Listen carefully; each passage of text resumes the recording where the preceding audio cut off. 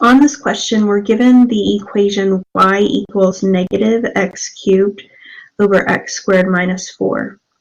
And we want to find the critical numbers of the second derivative. We want to find the intervals where the function is concave up or concave down. We'll write that in interval notation. And we're going to find the points of inflection and write those points of inflection as ordered pairs. So to find the critical numbers for the second derivative, we need to calculate the second derivative. So we've got to put a little bit of work in to do that calculation. So we have our function y equals, I'm going to put that negative with the numerator. We'll make that negative x cubed over x squared minus 4. And to calculate the derivative, we'll use the quotient rule. So we're going to do the bottom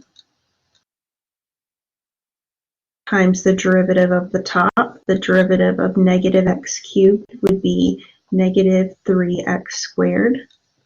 So we've got the bottom times the derivative of the top minus the top times the derivative of the bottom. The derivative of x squared minus 4 would be 2x. And that's all over the denominator squared. So that would be x squared minus 4 squared. Let's do a little bit of cleanup and we'll have our first derivative.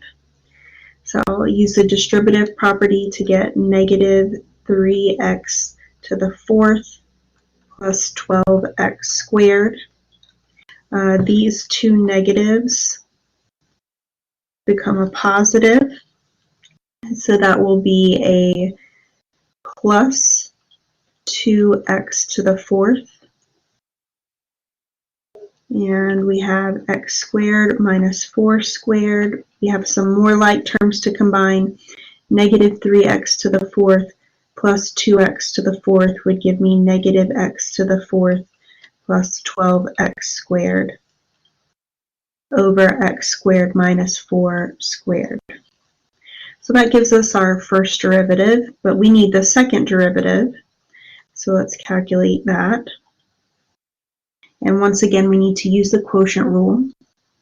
So we'll do the bottom, x squared minus 4 squared, times the derivative of the top. That would be negative 4x cubed plus 24x minus the top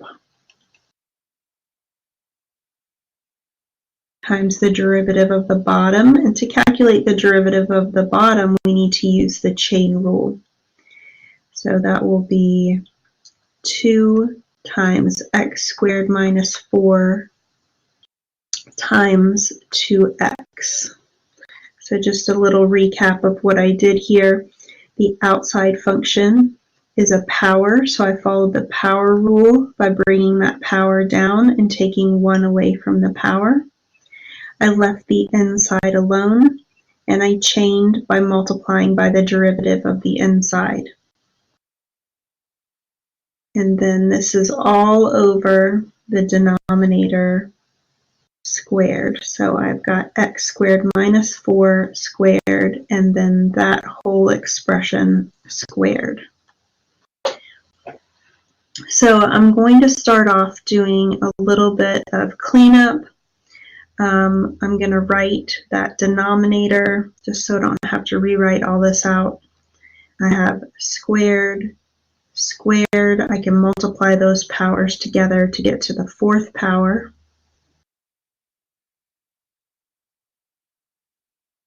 You have x squared minus 4 to the 4th power in the denominator.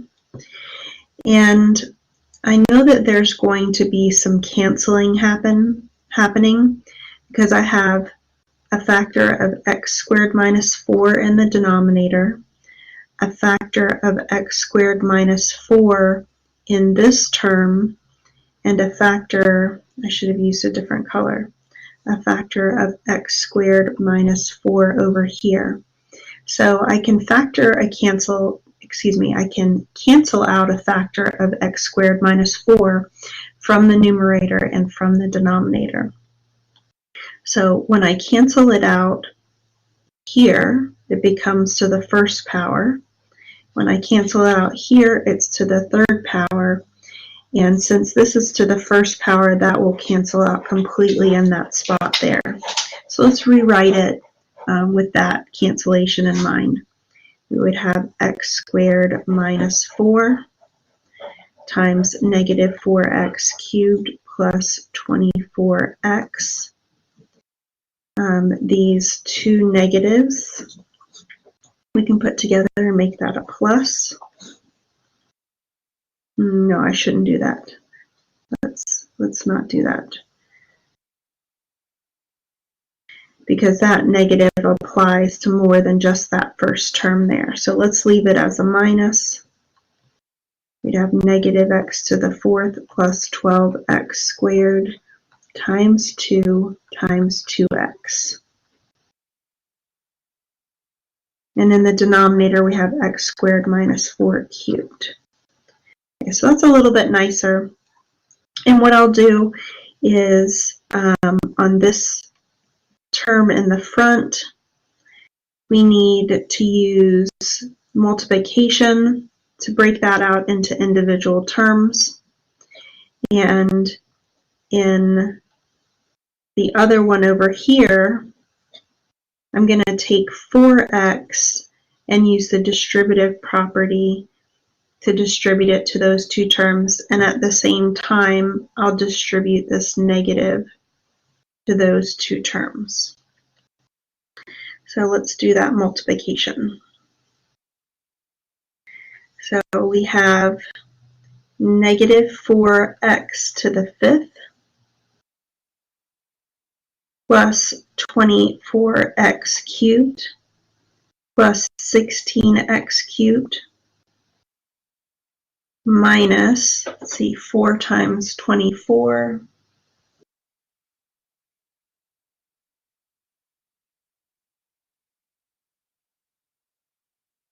would be 96. So 96x. Okay, so over here I'm distributing the negative, so that'll make that term positive. And I'll also distribute the 4x, so that's a 4x to the fifth. Distributing the negative, so it'll be negative. Distributing the 4x, so 4 times 12 would be 48, and that would be x cubed.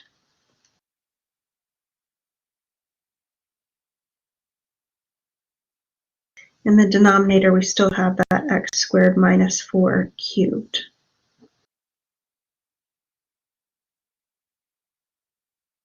So let's see, we do have some like terms. We have a minus 4x to the fifth and a plus 4x to the fifth. Those guys will just cancel out. And then we have 3 terms with an x cubed. So these are those 3 terms. And so we have a positive 24 plus 16 minus 48. That gives a negative 8 x cubed minus 96x over x cubed minus 4, excuse me, that's x squared minus 4 cubed. And I can rewrite this in factored form. In factored form, it's going to be a little bit nicer to do this next step. So let's factor out a negative 8x. If we factor out a negative 8x, we would have x squared plus 12 over x squared minus 4 cubed. Okay, so now we've calculated that second derivative, which was a really long process. So let's just remind ourselves what we're doing here. we are trying to find the critical numbers from the second derivative. The critical numbers from the second derivative are going to be where the second derivative is equal to 0 or the second derivative is undefined. And that's going to help us find eventually points of inflection in these intervals of concave up or concave down. So with this second derivative, as I'm looking at the factors, I know I can set this factor equal to 0. Negative 8x equals 0 is going to give me when this derivative is equal to 0. So at x equals 0, the second derivative is equal to 0. And I'm also noticing if I set this factor equal to 0, I'm going to get complex numbers. So that doesn't give me any critical numbers. So I would get x squared plus 12 equals 0, subtract 12. That's x squared equals negative 12. We'll square root both sides. And you can see where we get those complex numbers of plus and minus 2i square root of 3. So we can't use those as critical numbers. And then finally, this factor in the denominator, this is going to tell me when the second derivative is undefined. So if I set x squared equals negative 4, x squared minus 4 equals 0. That would be x squared equals 4. Square root both sides, and we're going to get x equals plus and minus 2. Now, we are going to use these numbers of plus and minus 2 on our number line to identify the intervals of concave up and concave down. But they cannot be points of inflection. Plus and minus 2 cannot be points of inflection because if we look back at our original equation, you can see that 2 and negative 2 are restricted values for this equation. If we plug in a positive 2, we would get 2 squared minus 4. That's a 0. And dividing by 0 is undefined. The same thing happens with negative 2. Negative 2 squared minus 4 is 0, and that's undefined. So these numbers are going to be used in our number line to determine the intervals of concave up and concave down, but they cannot be points of inflection because they're undefined for the original function. So we're going to build our number line using the critical numbers of 0 and also those restrictions of 2 and negative 2. And just to remind myself, I like to put open circles on those restricted values and a closed circle on 0. So this reminds me that 0 could be a point of inflection if the concavity changes around that point, but negative 2 and positive 2 cannot be points of inflection even if the concavity changes around those values. Those are going to be asymptotes and not points on the graph. So then we're going to choose test points in each interval, and we're going to test those into the second derivative. So let's pick a value that is less than negative 2, like negative 3, something in between negative 2 and 0, like negative 1, something in between 0 and 2, like 1, something greater than 2, like 3. And we're going to test those into the second derivative.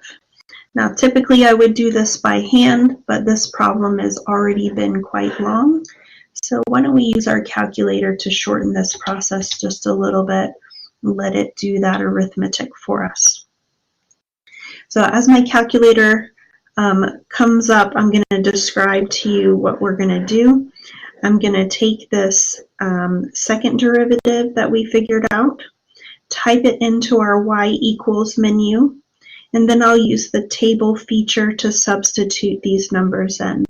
This is not the only way to use the calculator to figure this out, but this way we're avoiding looking at the graph, which is sort of the point of using calculus, is being able to do this without looking at a graph. So in my y equals menu, I will type in this second derivative that we came up with. That's negative 8x times x squared plus 12 divided by x squared minus 4 cubed. And I'll go to my table. And for this example, my table has been set up in ask mode so that I can specify which x values I want to plug in. So in my table, I'm going to type in x values that are my test points of -3, -1, +1, and 3. And we're going to look at those y values for the sign, positive or negative, because the sign is going to tell us whether the function is concave up or concave down on that interval. So I've got a screenshot of this so we can look at it a little bit closer.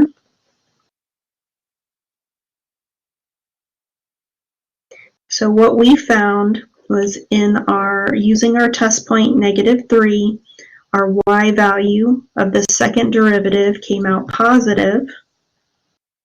So that tells us that in that interval our function is concave up.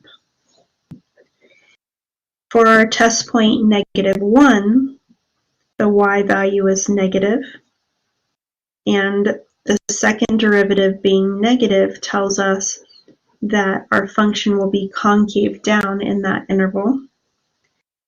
And then we have a test point of 1 where the second derivative is positive. So our function will be concave up in that interval. And then finally, our test point of 3 has the second derivative being negative. So the function will be concave down in that interval. So now we're ready to answer all the questions that we have for this. We're almost ready. So going back to the critical numbers, only 0 is a critical number. Remember, I described -2 and 2 are not critical numbers because they're undefined in the original equation.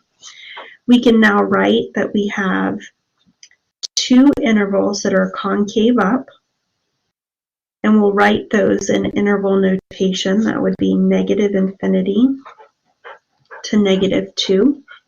Union was 0 to 2.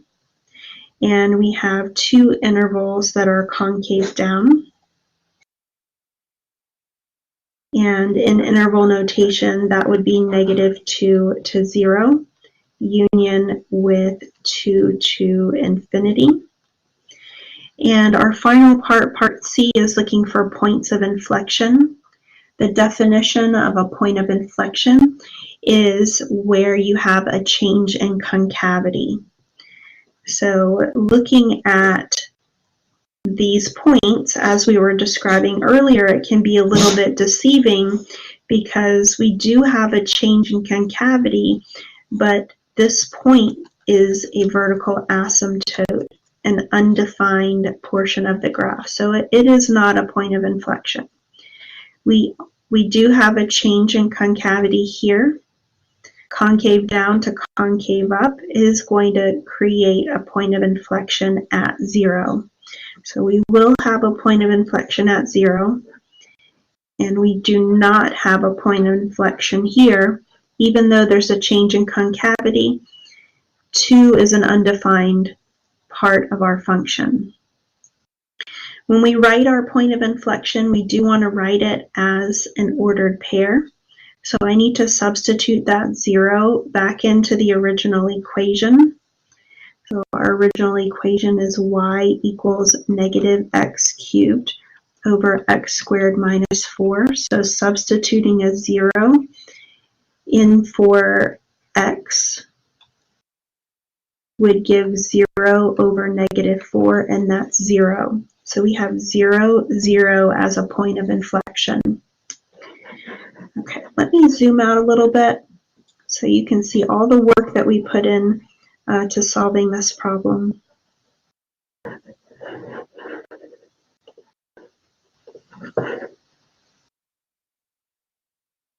So on this question, we want to find the derivative of y equals sine inverse of negative 2x squared. We're going to be using this derivative rule for the arc sine of u. This is some notation that is used in several different ways. So sometimes the inverse sine function is written in this way, the arc sine. And sometimes it's written in this format here, with the negative 1 indicating that we have the inverse of the sine function. So either notation, the derivative rule is the same. And this derivative rule that I've written here is written with the chain rule in mind. So we can use any expression inside of our inverse sine function and calculate the derivative with the chain rule. So we have the derivative of the inside, the derivative of u, over the square root of 1 minus u squared. So in our example here, the inside expression is negative 2x squared, so we'll calculate the derivative of that to be negative 4x. And then we have the square root of 1 minus negative 2x squared. We'll leave the numerator as negative 4x, and the denominator, we want to simplify that square. So negative 2 squared would be 4, and x squared would be x to the 4th. So we have our derivative of the inverse sine of negative 2x squared being negative 4x over the square root of 1 minus 4x to the 4th. Okay, so on this question, we're going to be doing a curve sketching question. So there are many, many parts to this before we get to actually sketching the graph. We have the function f of x equals negative 2x times x plus 2 cubed. And we want to find the critical numbers of this function, find intervals where the function is increasing and decreasing, and find any relative extrema using that first derivative test. So in order to find the critical numbers, we need to find where the derivative is equal to 0 or the derivative is undefined. Now this function is a polynomial function, so I know that it's not going to have the derivative be undefined. So we have this f of x equals negative 2x times x plus 2 cubed.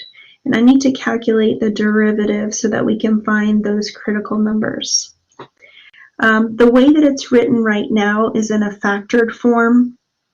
If you want to, you can multiply it out so that it's an expanded form. But I'm going to leave it in this factored form and calculate the derivative with the product rule.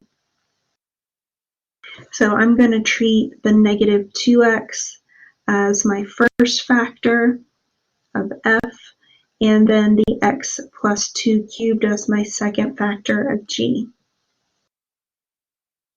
So I'll do the first times the derivative of the second, so that's 3 times x plus 2 cubed. I'm chaining by taking the derivative of the inside, plus the second. So in the second we have the second factor times the derivative of the first factor, so that would be -2. And I would prefer, instead of, I apologize, I made a mistake here. When you use the power rule here, you should take 1 away from the power, so that should be a squared. So instead of multiplying this all out, combining like terms, and then factoring this, I'm going to try to leave it in factored form.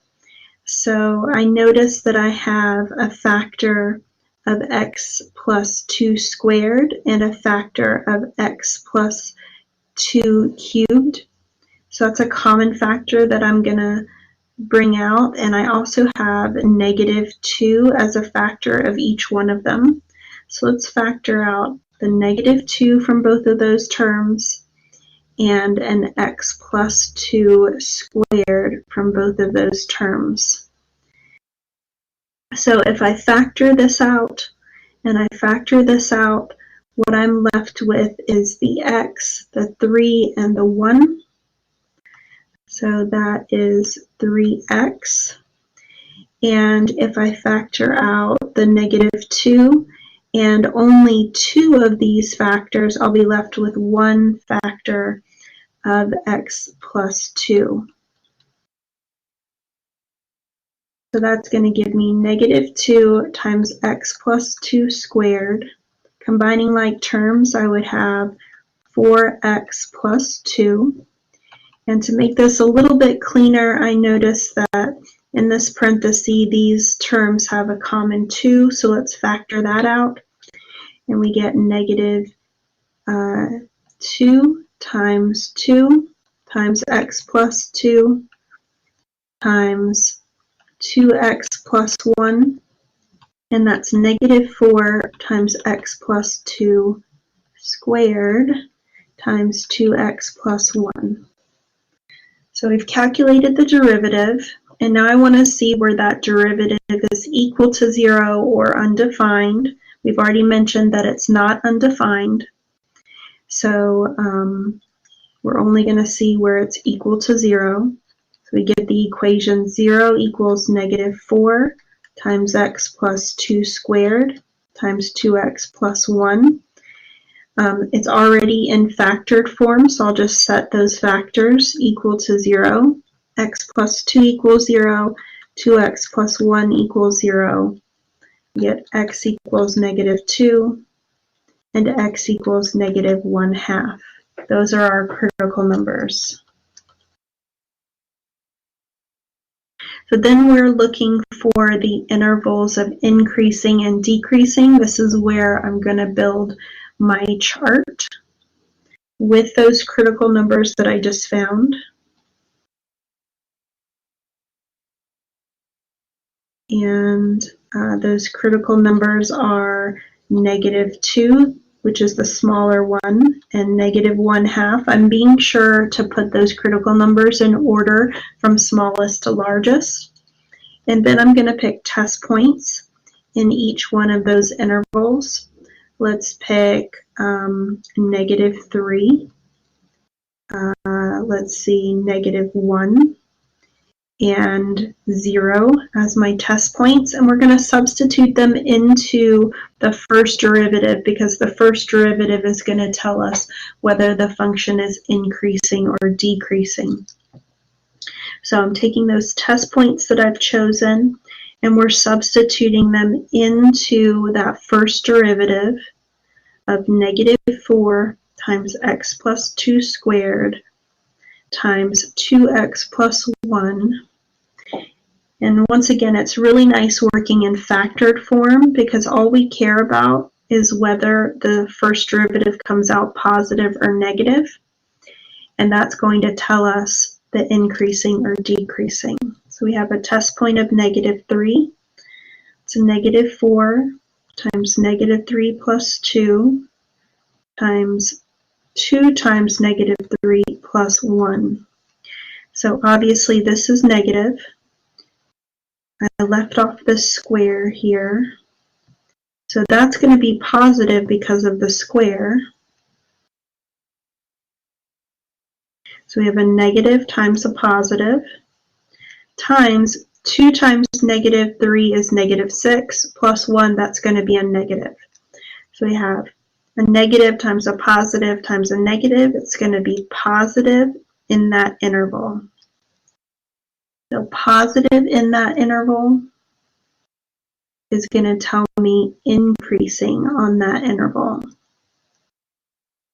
So when the first derivative is positive, we know that our function is increasing. So let's try the next test point of negative 1. So negative 4 times negative 1 plus 2 squared, 2 times negative 1 plus 1. So we have a negative. Because of the square, that part's always positive. And then 2 times negative 1 is negative 2 plus 1, that's a negative. So that interval is also positive. So positive in that interval tells us it's increasing. So last test point of 0,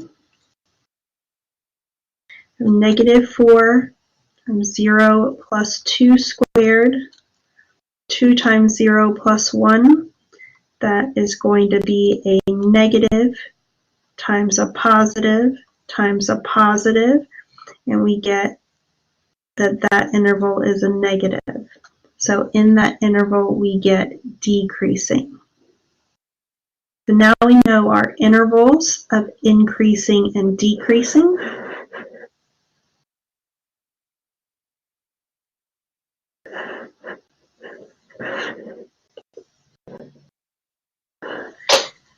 Okay, so now we have the intervals of increasing.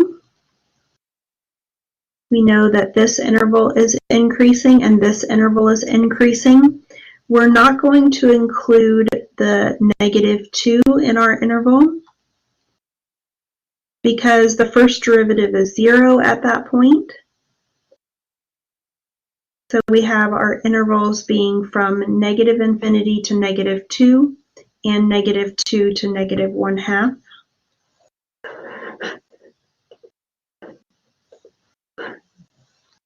So let's write out those intervals of increasing.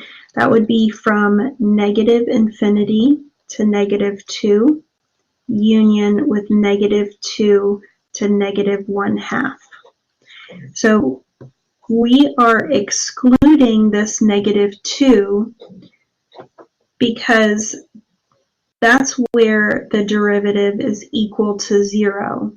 So at that particular point, the graph is neither increasing or decreasing. So we're not going to include that in our interval for increasing.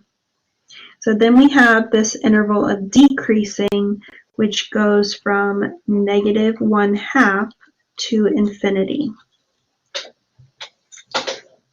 The final thing that we're going to do for part C is we're going to apply the first derivative test to find any relative extrema. Now the first derivative test has us analyzing this chart that we've already built. And as we analyze it, we're looking for any changes from increasing to decreasing. That's going to produce a relative extrema.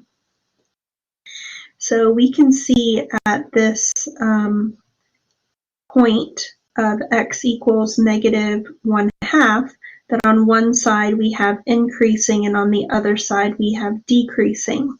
That's going to create a relative extrema at that point. We also need to know what type of extrema it is. So if we have increasing on one side and decreasing on the other side, that's going to create a max at that point. So we do have a relative max, And we know the x-coordinate of that point, -1/2, and we want to write this as an ordered pair. So I'm going to go back to my original function and substitute this -1/2 to get that y-coordinate. So let's calculate f of -1/2. That's -2 times -1/2 times -1/2 plus 2 cubed. So here the 2's cancel and the negatives multiply to be a +1. Inside the parentheses, -1/2 plus 2 is going to be 3/2. And 3/2 cubed would be 27/8. So 27/8 is the y-coordinate of that relative max. So we're going to continue on with our curve sketching problem here, and we're going to go on to the parts that involve the second derivative. We want to find the critical numbers from the second derivative.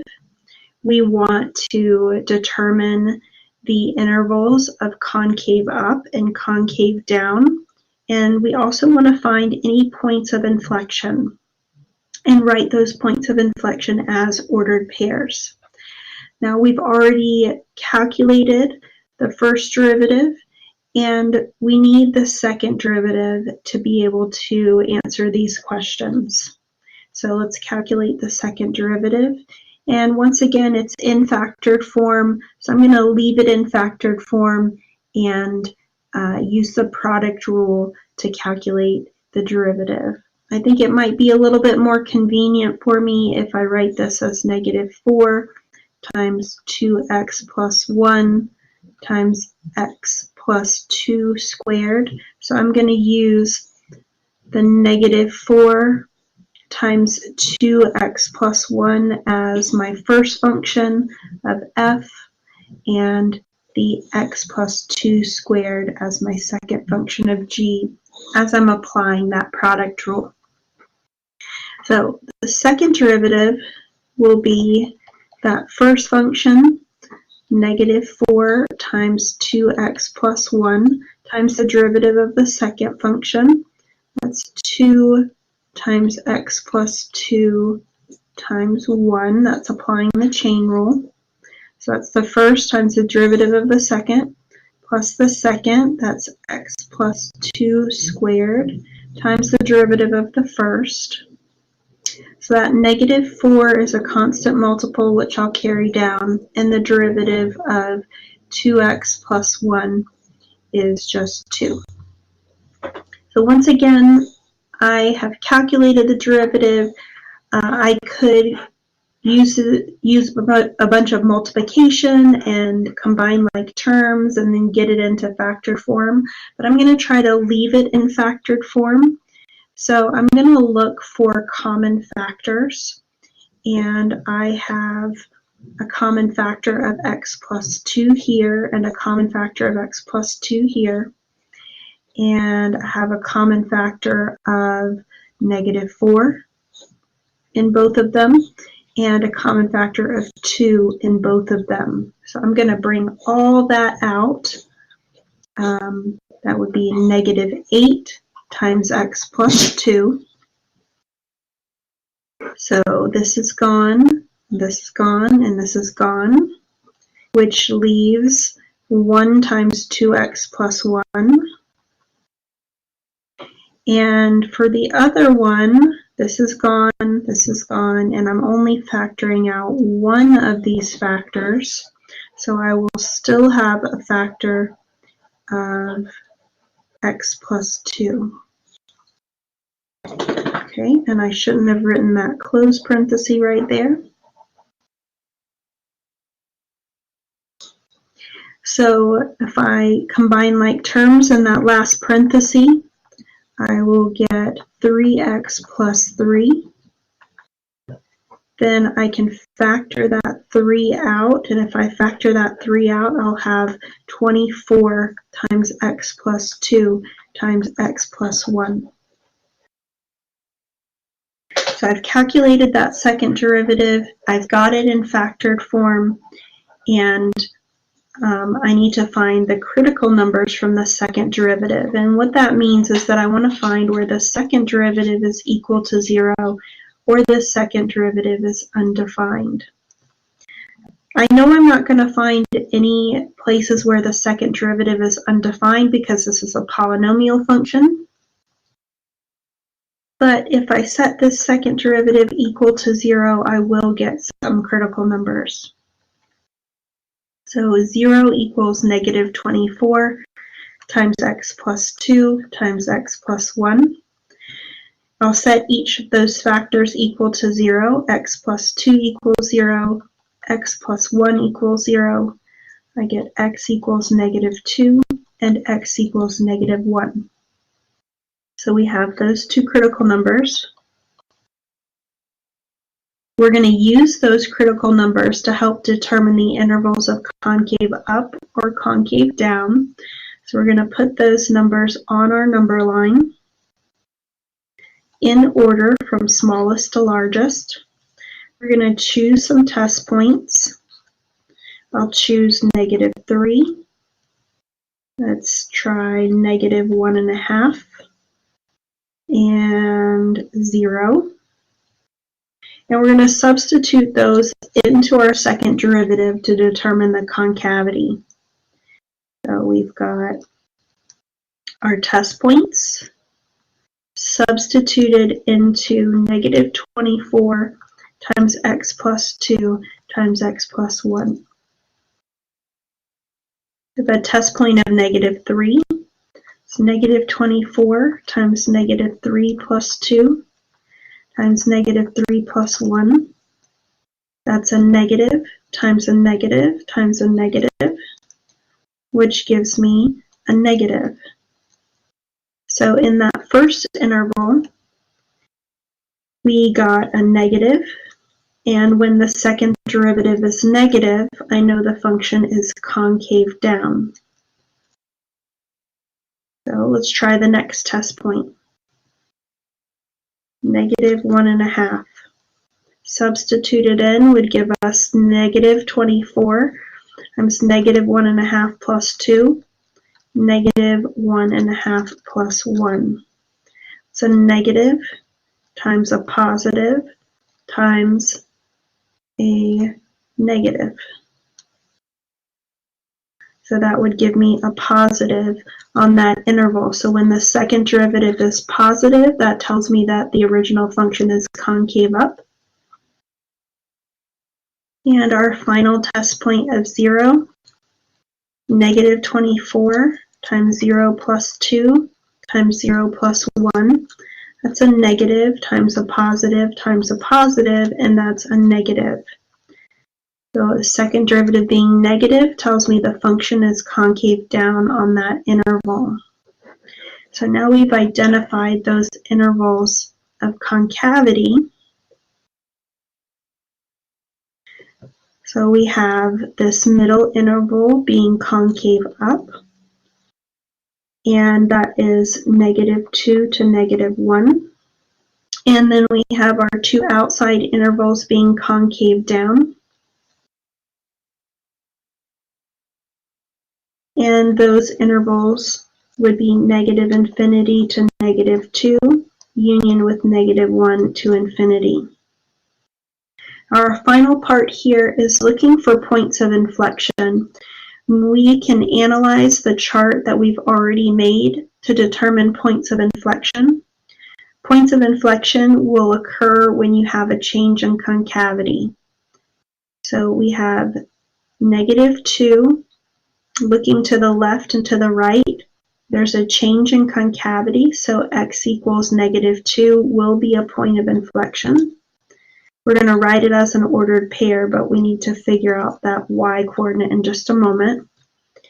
And then looking at our other critical number, you can see on both sides we have a change in concavity, so that's a second point of inflection.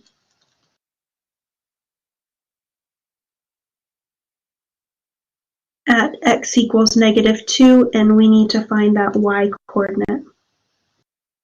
So let's substitute those into our original function to find out what those y coordinates are. So our original function is f of x equals -2x times x plus 2 cubed. So we want to find f of -2. It's -2 times -2. -2 plus 2 cubed. That's going to work out to be 0. So our first point of inflection is -2, 0. Our second one, f of -1, that'll be -2 times -1 times -1 plus 2 cubed. -2 times -1 is a positive 2. -2 plus 2 is 1 cubed. So we have 2 times 1, which is 2. So the ordered pair -1, 2 will be our other point of inflection.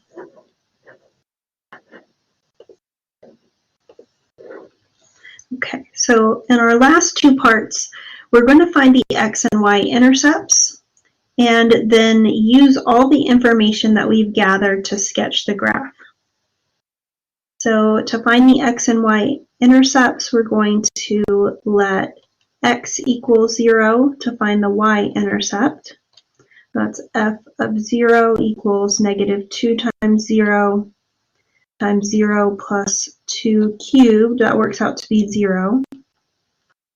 So we have our y-intercept being 0, 0, and we're going to let y equal 0 to find our x-intercept. And we don't see a y there, but remember that f of x is the same thing as y. So we're really setting the function equal to 0. That's 0 equals -2x times x plus 2 cubed.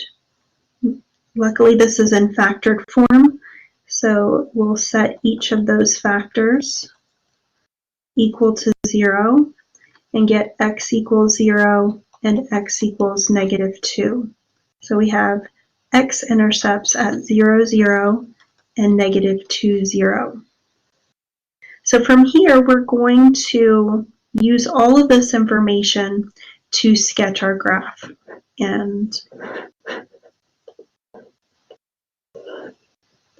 Okay, so what I did is I went through and I just sort of gathered the important details that we've learned about as we progress through this problem. So what you see here is our chart from the first derivative, which told us the increasing and decreasing. Our chart from the second derivative, which told us our concavity. And then I listed out our intercepts, the relative extrema that we got, and the points of inflection that we got. We're going to place these important points on our graph. So we have 0, 0 being one of our x-intercepts, -2, 0 being the other one. I'm going to really spread out here and put the -2 over here. Another important point was our relative max at -1/2. Let's space this out a little more evenly. So we have our relative max at -1/2 and 27 over 8. So 8 goes into 27 3 times. So let's go 1, 2, 3, a little bit more than 3. So -1/2 and a little bit more than 3. And then we have a point of inflection at -1, 2, which would be here. So we have these 4 important points that we gathered through our process. And I laid these charts out here because I want to make sure that we draw the graph following what we have. So I'm going to start from the left moving to the right. So if you're thinking on our number line, the first section that I'm going to focus on drawing is to the left of that point that we have there, the -2, 0. And on the left of that point is numbers that are less than -2. So what I do is I go over to my two charts, and to the left of -2, my function is increasing and concave down. So I need to increase to get to that point. I also need my curve to be concave down. So I'm going to draw my curve like that. And then the next section that I'm going to focus on drawing is from -2 to -1. So I'm going to go to my two charts and figure out where -1 would be. So -1 would be in between -2 and -1/2. So I know I'm still going to be increasing. And -1 was my point of inflection. So up until that point, it will be concave down. So, excuse me, I said concave down, but I actually highlighted concave up.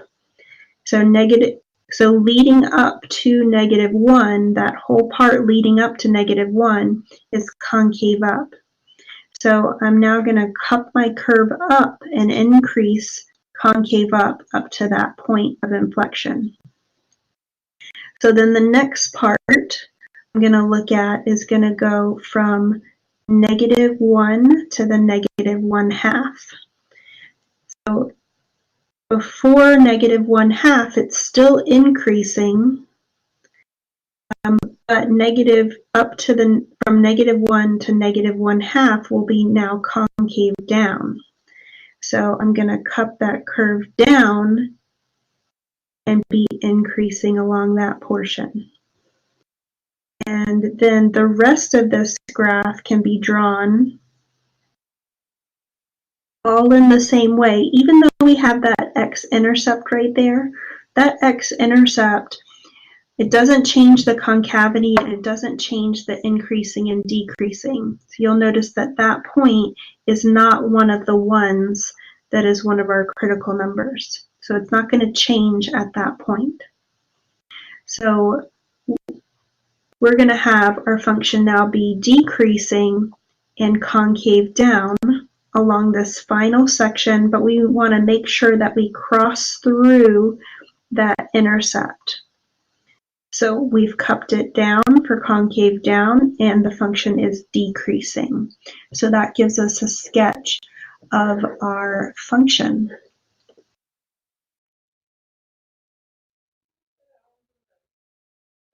Thank you for checking out my videos. Have a great day.